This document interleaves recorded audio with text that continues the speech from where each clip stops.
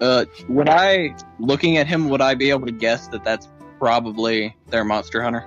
Yes. Well, that seems like he's back. It will be much more help than I would have been to find this monster, but I still want to know what this monster is. And I'm gonna keep walking. And in fact, I kind of want to merge lanes with this guy and try to, like, not get, like, right up beside him, but close enough that I can, like, talk to him. Alright. Alucard, you would definitely notice this, as you're typically only ever walking on the street alone, and anyone that's on the street with you usually gets out of your way out of just pure intimidation. Just to see a man clad in armor just walk up next to you, try to merge lanes with you, it just standing near you, is just kind of a weird sensation. Aren't you rich? Not really. Kind of the opposite. But so I'm gonna look at that vampire's head. Your kill, I assume? How fresh is it? Last night. 3 hours ago. DM. The kill was at least 3 hours ago, so it's still pretty fresh. Okay. I'm gonna look over to him. So this is gonna be an odd request, but can I maybe hold the vampire? And why would you want that? I'm curious about this. I haven't seen many vampires. I know it's burnt husk, but it's still better than not having seen one at all. What are your intentions with the head?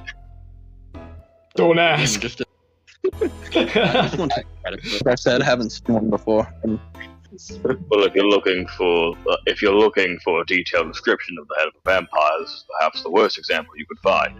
It's burned to a crisp. You can hardly tell it's a vampire. So I took its eyes. Well, Alucard opens his other hand. The eyeballs of the vampire are just sitting in it. They slide between your knuckles. It's gross. I'm trying to eat here, man. Either or, you're not getting your hands on this head. just can I touch it? I'll thank you for it. I just Alucard! okay. There you are, my hunter. He comes up to you and shakes your hand, and you just feel as the eyes squish in the palm of your hand as he shakes it. Yeah, what was that? Those were eyeballs. Gross. He takes his hand away from the shake and just sort of wipes on his pants. It's slimy. This was B, the vampire. Let me see it. He sort of grabs the head. Oh yeah, this was him for sure. Little wanker, this one. How much do you want for him? 50 gold was the agreed upon amount. He takes a coin purse off his side and hands it to you. Now, I hate to ask this of you, but I know you are an ex-vigilant, as you had told me before. We do have another monster problem. As you were gone, this monster, bug-like in form, digging through the ground, trenches, making the dirt loose enough to burst through and take one of our men, one every night. We've lost at least 12 men so far to this beast. Do you think you can find it for me? Payment will be involved.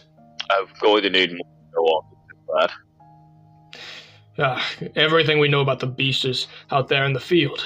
He points to the field where you can see dirt is dug up and there's meat, and there are what seem like claw marks and loose dirt all around. Alex will go over to the claw marks and take a look at them. Here, to catch this. Yeah, I'd like to... You see as the leader of the town just sort of tosses the vampire head over his shoulder. Catch, as he throws it over and wipes his hands off on his shirt and goes back inside. That is a cauldron. It's the only way to get rid of them.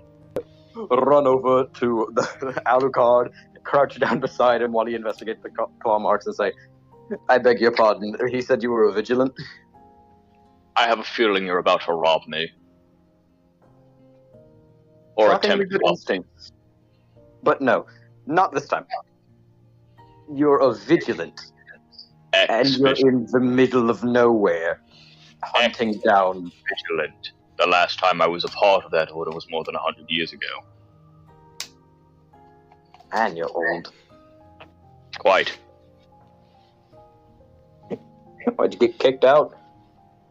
Can't remember. Did they not tell you? No, they did. Just something's preventing me from remembering it. That's why I'm up here, trying to head into Acromore, but can't get into the city. Something about being too poor. A common issue. But wait, couldn't you just ask them why they kicked you out? Couldn't they, tell you? Rather not speak of those wankers. They are not the conversation list, and other than the Silver Tongues, but no one wants to speak to them. Yeah, Silver Tongues are weird. Who might you be? He's just over there grasping the vampire head. Oh wait, did I get the vampire head? It's on the ground right now. If you specify you caught it, you can, though. Yeah, if it was thrown, I would have liked to catch that. As you grab this severed head from this vampire, you feel the surge of energy as it passes through you. Now all you need to do is take a long rest. He's really staring at that skull, isn't he? Alucard sprints over to this paladin and rips the head from his hands. DM, in a mock attempt to cover what I just did, I'm not sure if it would help, but can I cast Sacred Flame on the vampire head, just to look like I'm, trying to make sure it's dead? You can, but you're going to have to roll a performance check to see how legit this looks. That is a dirty 20. Oh. Alucard, as you begin running over to him, you can see that he's just obviously casting some sort of ritual to permanently destroy the head. Much faster than to fill a cauldron up with acid. Or whatever you fill it with. You fill it with holy water. See, as he ignites a holy flame in his hand as the skull melts into ash into his hand, and he closes his fist with the vampire dust scattering. More than one way to skin a cat, I suppose. I heard you talking about filling up a cauldron with holy water, but I figured that might be faster. Faster, but not as efficient. Ashes can be reverted. Well, he kind of looks sheepily at the ashes that are floating away in the dust. I'm sure to be fine. You'd be surprised. Considering who he was, most basically vampire filth, we shouldn't need to worry about anyone trying to reconstruct him. Well, yeah. And, yeah. That should be good. Glad I didn't just mess something up. When you said that, I panicked a second. You're speaking to a vampire specialist. In fact, I'm specializing in all beasts. Speaking of beasts, I have been assigned to continue a hunt with one, so be gone. Oh, do you mean the one for tonight? Alucard did not hear you. Oh, did you tell me your name? No, I heard that say. Alucard, the one for tonight. Tonight, to morning, to afternoon, whichever how fast we can get it done. Yes, I'm a part of that. Need to help out. Yeah. What about you, Vigilant?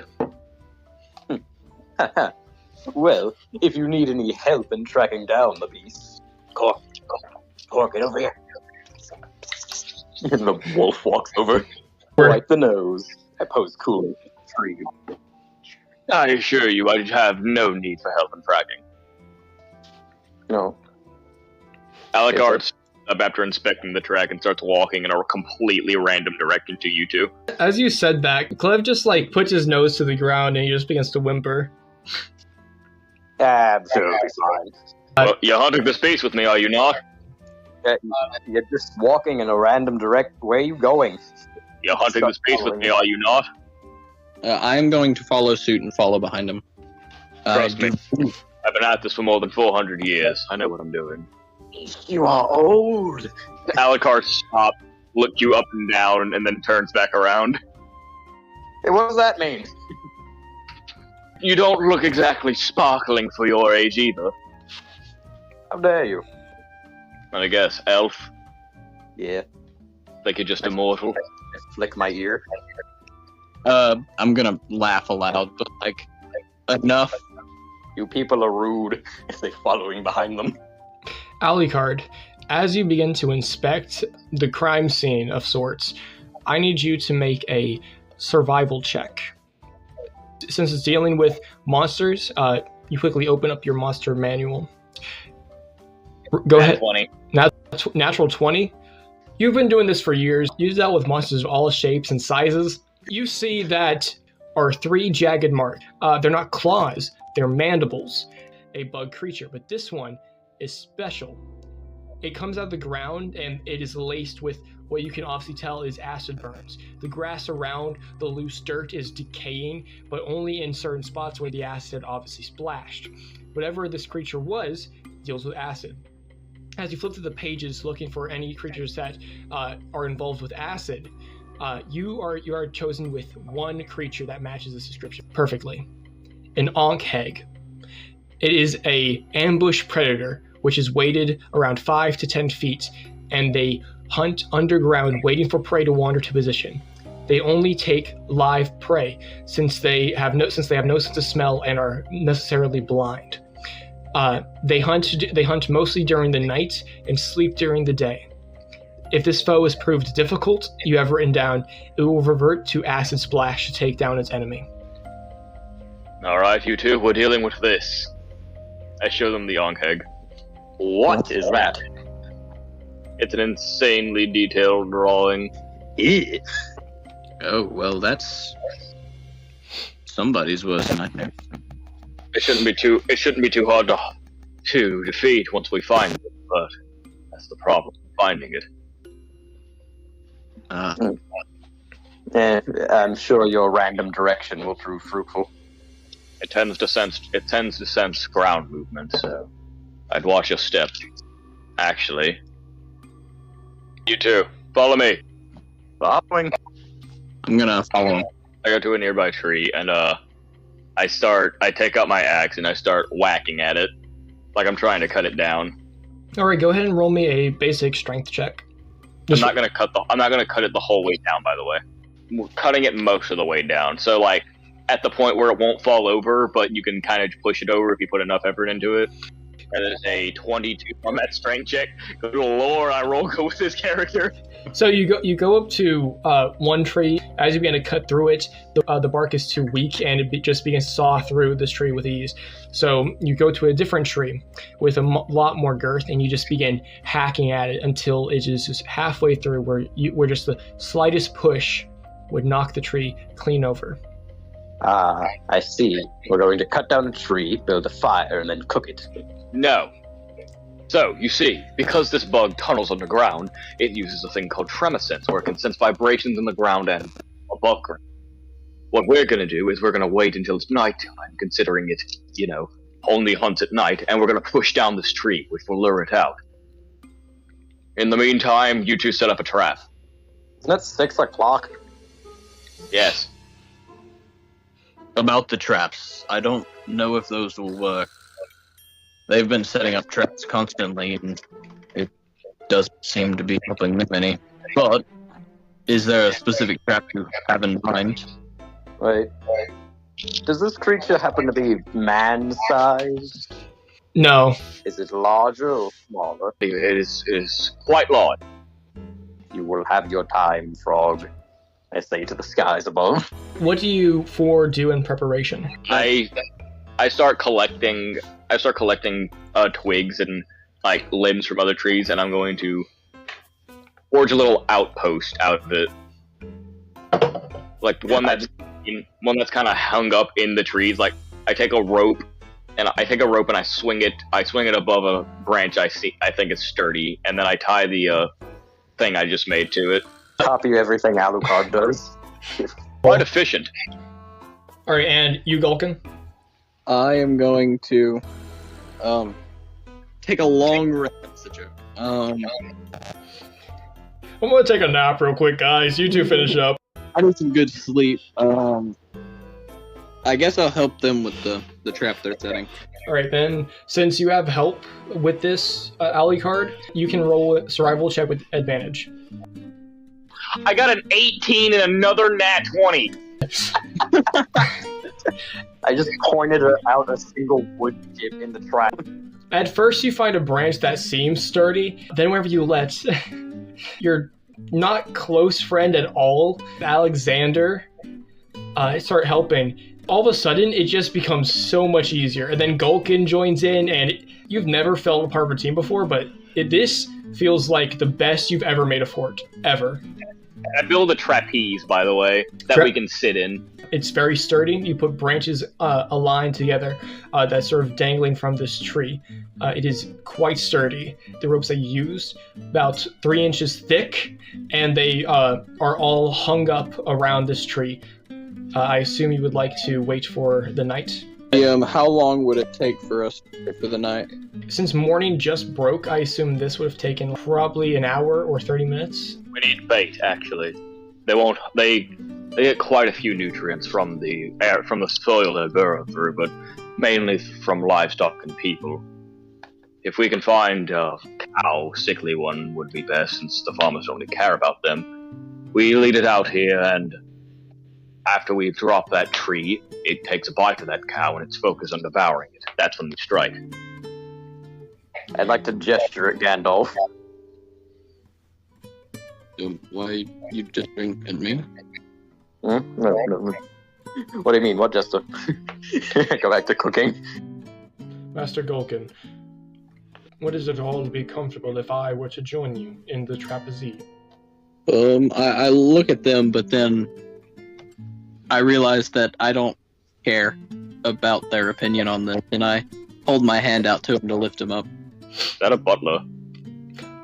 Is my closest friend is Vale. So I haven't described Vale in very good detail yet. Vale is 6'11". How have I not noticed him? He stands at 302 pounds of pure muscle.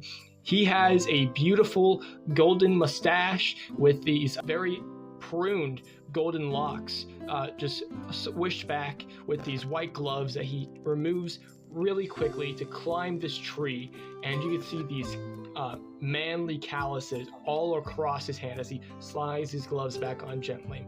And as he stands in the trapeze, it begins to swing, and you can just feel the branch almost break from the weight of this man sitting in this trapeze. Down, badass. Vale glances over at Master Galkin. Do you wish me to terminate? Go ahead and try. What? You see Vale says, of course, as he removes it begins to slowly remove his white gloves. You wouldn't mind if I were to choke you, would you? Please don't do that, Tim. Alucard is standing up with his weapons drawn. He's got a warhammer drawn at his throat. Vale, step down. Goes on for cutting. The warhammer's bladed, because of course it is. You just made a war axe then. I rolled for it, and this took about 30 minutes, so you guys would have 11 and a half hours, but I'll just round it up to 12 if you guys want to take a long rest. Or we could go find some livestock for the trap. Or you could yeah, I'm gonna long rest. We already discussed this. Gandalf is the rest. Now, I put on my kiss the cook apron, my chef's hat, and start a barbecue downstairs. Downstairs? You mean below the trapeze? Excellent idea, whatever your name is. That smell will definitely allure him. Yeah, that's why I'm doing it. Say flippin' patties. How do you know of the vigilance? The vigilance? Oh, I think about 100 years ago, I was with them. I got pretty bored, though, so I ended up just going out on a spree around the world to eat the most delicate of delicacies. And then I ran out of money and ended up back here. Strange gold. Well, are you also headed to Acrimor? Am I also what? Are you also headed to Acrimor? I'm headed wherever there's good food and money to buy good food with. What about you, whatever your name is? it's Galkin, and I hope this doesn't offend, but I am on my way to at least attempt to join up with the Vigilance. I find these monsters curious and to know more about them, and also I feel like it's a good cause, exterminating the monsters. Let me save you some time. The Vigilants are the most corrupt organization of hunters you will ever meet in the whole world. True that. They act as if they're headstrong and are doing it for nothing but the good of the world, but they're really just in it for their own benefit. I did it for the money. See?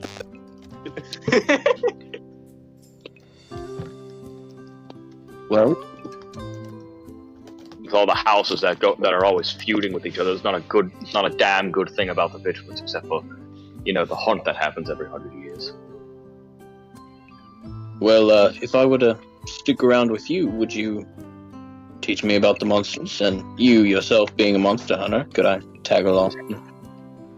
I tend not to travel in groups, but with seeing how efficiently you two work, I might then be open to change that. That would be nice. Speaking of friendship, I come back upstairs with a tray of hamburgers. I still have the apron on. You're proficient in cooking tools, right? Mm-hmm. All right, so I want This is the chef's bonus. So I want you to roll a performance check with advantage for this. But this isn't for the food. This is for how well and appetizing these burgers look. Either way, they're gonna taste delicious. Your last name is Vlad backwards. Your first name is Dracula backwards. Yeah. I'm gonna have to cut all this out, by the way. What is D&D without the out of character banter? No, the out of character banner are what people listen to the podcast for. Future me. Now, right from the Nathaniel movie. Don't dox. That's making fun of you. Include this dialogue right here. I'm going to bleep that. You're not going to dox me on my own podcast, man. Come on. Writer Nathaniel McGee that lives on 18. 18. These burgers are delicious. These burgers look And there's 16 mouth-watering. of them. At this point in the episode, we actually decided to take a short break, but I'm going to take that as an opportunity to say thank you to anyone and everyone that has been watching and enjoying. If you have been enjoying, please consider subscribing. It really helps out a lot. And if you do like it, please share to your friends, your family, your dog, your grandma. I'm sure they would love it. The only way that this can grow is by word of mouth, and that would help a lot. This has been sort of a passion project of ours, and it means a lot to us. So thank you for listening, and we're going to go straight back into it. You all smell these burgers as they're cooking, and they smell amazing. You actually have never seen a hamburger before, either of you. This seems to be some sort of recipe that he probably learned overseas exploring different cuisine, but it looks delicious and smells even more so. And you all feel kind of hungry. What's 16 divided by 3? I say upstairs. An unequal number. It's like 5 rounded. Drax, I guess the butler gets to eat. We each get 4. I do not need I'm to. upstairs, still in my kiss the cook apron. Any of you indulge? I do, and after I enjoy the burger, I'm gonna promptly take a long rest. You all can add a point of inspiration then from eating this amazing cuisine. And 8 bonus HP. I've eaten pig feet, crow feet, turtle feet, any kind of feet. I've eaten turtle head. Really just every part of everything I've had in my body at one point in time. Everybody Even had that 8 bird. bonus HP. You two and Vale are going to go look for any sort of animal uses bait, and Galkin is going to take a long rest from being very exhausted from his travel over to the Fade.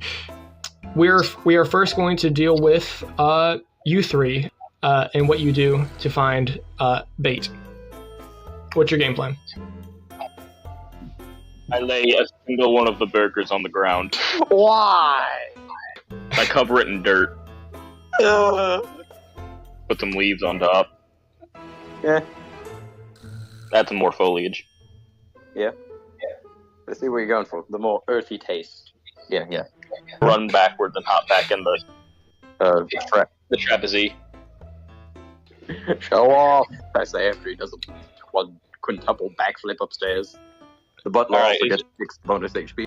Master Alucard, I do not wish to question your expertise, but if I do recall, an Onkheg doesn't hunt by smell. It would be more proficient to use a live animal to make noise on the ground. Yeah, I can't taste food anymore, and I was still able to taste that burger. I have faith in it. That's just how good the burger is. We're going to cut over to Pika.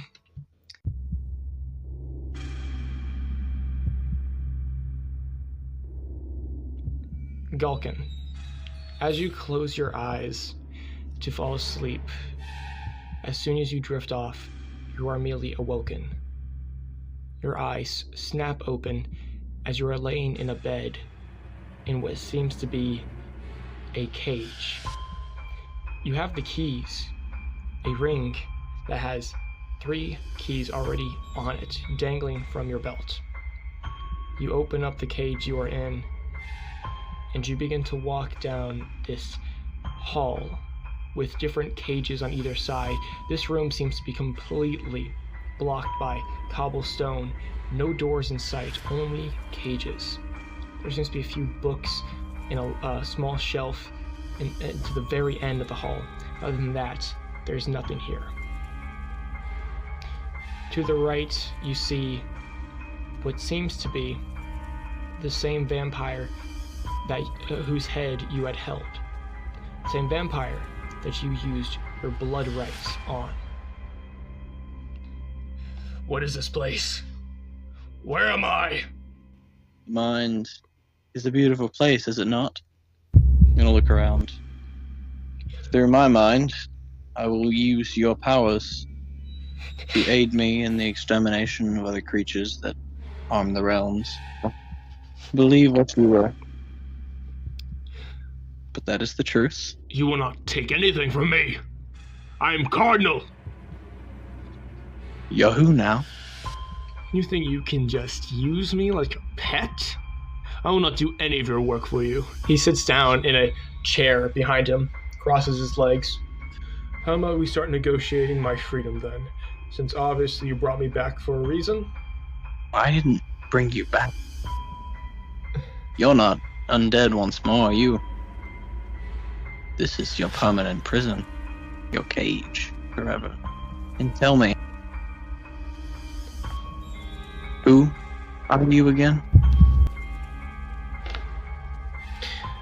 You see as his eyes begin to dart around the room, seeing no way of escape and knowing no way how he got here.